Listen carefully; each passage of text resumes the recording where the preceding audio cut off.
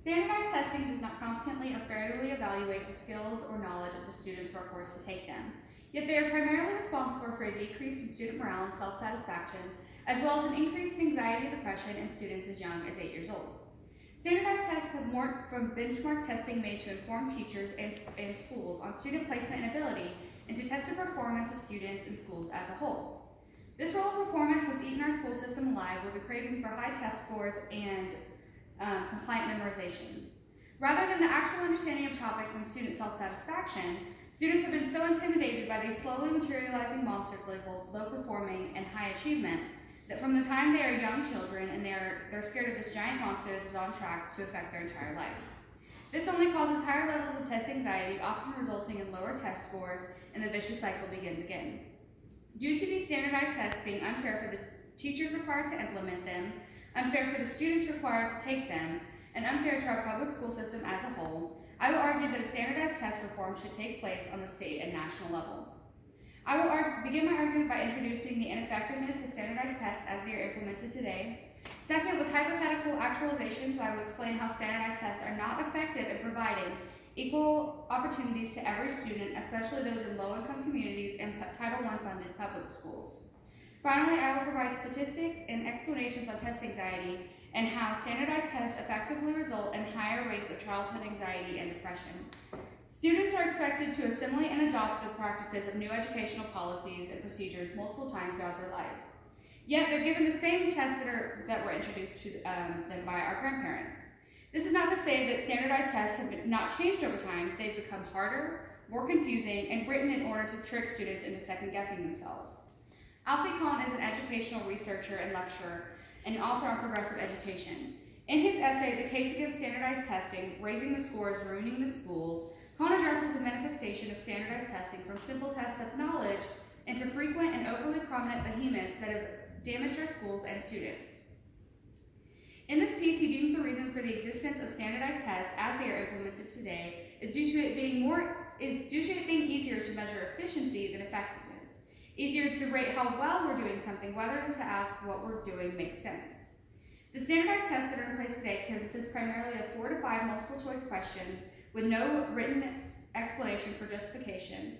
Kohn gives the example of reading comprehension tests in this situation as one of the major subjects in which the standardized tests in place today are not remotely sensible in terms of real life as an adult. This is because these tests are given as short paragraphs or sentences, and then they ask questions of reflection without justification. Reading is a very interpretive subject, and much more so than a subject such as math. Yet students are expected to know what these anonymous and unpredictable writers' expectations for the correct answers are. This is often more skewed as students reach higher levels of education, in which the poems, essays, and novels that they are writing are up for interpretation per each individual reader. But standardized tests are unfairly made to be quick findings of answers rather than reflective interpretation.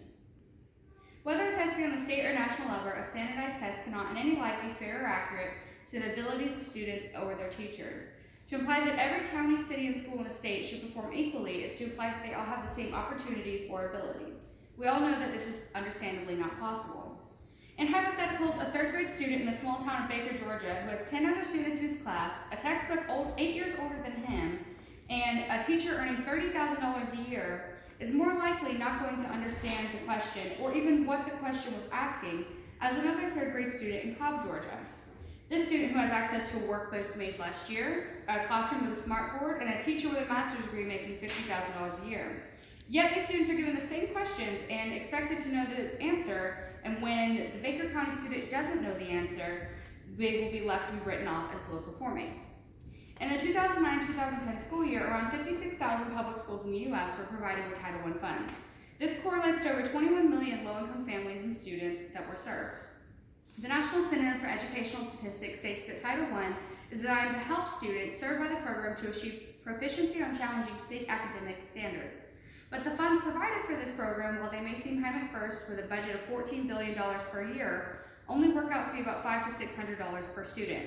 Education spending in public schools allocated $12,400 per student in 2013. This is only a 5% increase in spending per at-risk student. In schools in which over 40% of the students come from low-income families, schools are allowed to allocate funds to school-wide programs. This is spent primarily towards instruction and teacher development days. The new teacher workshop reviewed research on the ineffectiveness of professional development. Not only do most teachers not like professional development courses, but they also don't feel like they're well suited for their needs. The Institute of Education Sciences did a study in both math and reading subjects and found that there was no improvement in student achievement with the use of professional development courses. Rather than focusing on the well-being and stability of these students, teachers are forced to entertain these standards of learning that don't teach students, but rather force them to comply with ritual attempts of memorization. And no matter how prepared a student is, they will never know if they understand the concept well enough to perform adequately on these unpredictable tests. This is the primary reason for the spike in childhood anxiety and depression in our schools. According to an article from NEA Today, the teenagers today are more anxious than ever based upon recent surveys. In just 5 years between 2011 and 2016, there was over a 15% increase in the feeling of overwhelming anxiety in college students. In the last 30 years, the proportion of 15 and 16-year-old boys reporting frequent anxiety and depression has doubled in both categories. This means that 1 in 5 girls at the age of 15 will have reported frequent anxiety and depression. These students experience headaches, nausea, shortness of breath, and so many other physical and emotional symptoms, all because of the unrealistic weight placed on these tests that are unfair, unrealistic, and not beneficial to our students. If we can reduce standardized testing by even a small margin, I think this will cause for significant improvement in our schools and students.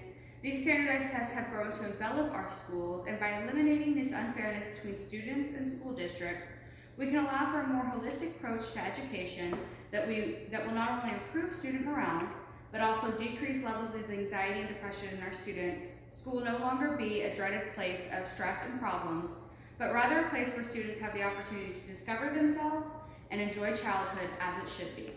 Thank you.